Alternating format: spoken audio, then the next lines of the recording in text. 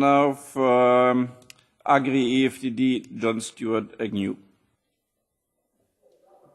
Good afternoon, Commissioners. I'm going to talk about proteins because it cuts across both your portfolios.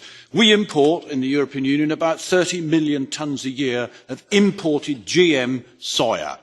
Now, the Commission passed the buck back to the Member States as whether the farmers in the Member States could cultivate the GM soya. Most of the Member States have said no. So we have this extraordinary act of gross hypocrisy, which I wonder how sustainable is it.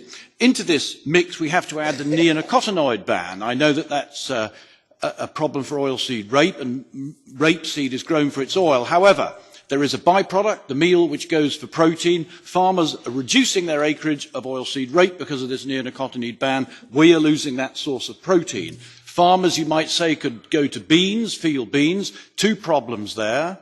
You can only grow them once every 5 or 6 years instead of every 2 or 3 years. It's a low yield of protein and a poor quality protein.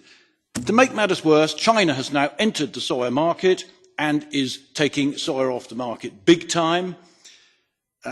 That has meant the price has gone up to the extent that we can just grow it in the UK, but we have to dry it using fossil fuels, and if we get another EU pesticide ban, we won't be able to grow it at all.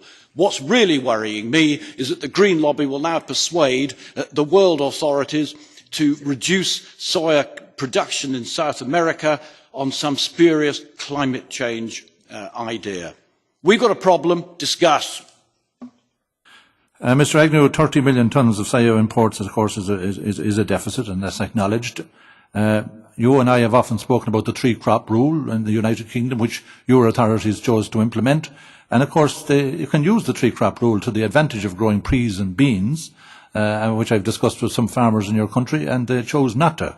They chose to grow some other commodities which may not be as beneficial to them financially. I think you should advocate to them and advertise the fact that there's a great deficit in peas and beans and protein crops generally, and it could use that particular opportunity of implementing our environmental dimension in our European policy in order to great effect.